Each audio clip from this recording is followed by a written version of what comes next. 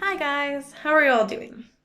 Things are a little weird right now, so we can't do our normal classes, but we wanted to figure out a way to say hey and to still get our groove on. Miss Allison and I will be making videos at home, and then that way you can all follow along. We're going to need some more help from parents, so hopefully they are ready to boogie too. This next part is for your mom or dad, so it might be a little bit boring.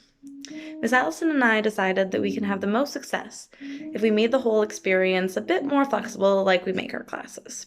We understand that not every day is a great learning day, and that some days certain activities just aren't as fun, depending on what our moods are. And that's why we wanted to put every section of our class into separate videos so you can choose what works for you each day. This first week, we recorded videos of pretty much everything in our syllabus, plus some fun activities that we can do if we see that energy levels are dropping or the focus isn't all there. And we recommend that you use that same strategy. If you find that too much technique is making things too boring, try doing some animals down the room, walking through the jungle, Simon Says, cha-cha slide, the Macarena, the chicken dance, dance freeze, or even just having a little dance party. Usually having a bit of fun means that we can focus more later. As the weeks progress, we will be making videos breaking down the moves we do in each section of our syllabus and talking about what technical outcomes we want for each move. Everyone is at different places with these moves, so for each move we will give you a list of goals starting from the most basic and building from there. So for example, with marches, first thing, are they just going down the room? That's again the most basic thing is, are they kind of following along with what you're doing as you go down the room? Next, we wanted to make sure that they're alternating legs every single time they move. Next, making sure that our knees are at the right height approximately. So making sure we're not hitting ourselves in the chest or kind of being lazy and keeping them really low. Next are our hands firmly on our hips. And then lastly, are we pointing our toes and keeping our chest high?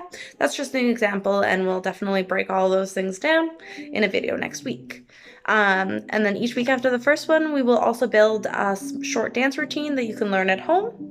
But this is where we're going to need some help from you. We find that it is really helpful to add one or two moves that each of the students picked for themselves. So they can be part of the process, and we find this also keeps their energy and interest level up when they're performing and practicing the dance. So each week we're going to ask you to send us a video of their favorite dance move from the week. It can be something super silly, like oftentimes we find inspiration in our dance parties. So if they are really wanting to spin that day, we do a spin. If they're wanting to do a sassy hair flip, we do that. So yeah, any move goes except for Dalen, no splits, because there's too many of those in our world. So yeah, we will also have one other homework task every week, but we'll get into that in our homework video. Please feel free to email Miss Allison and I. We made a special email for this new weird world we're living in. It's aodallstars@gmail.com, which we all email, which is how you found us in the first place. So if you have any questions or concerns, please email us there. Now, let's dance.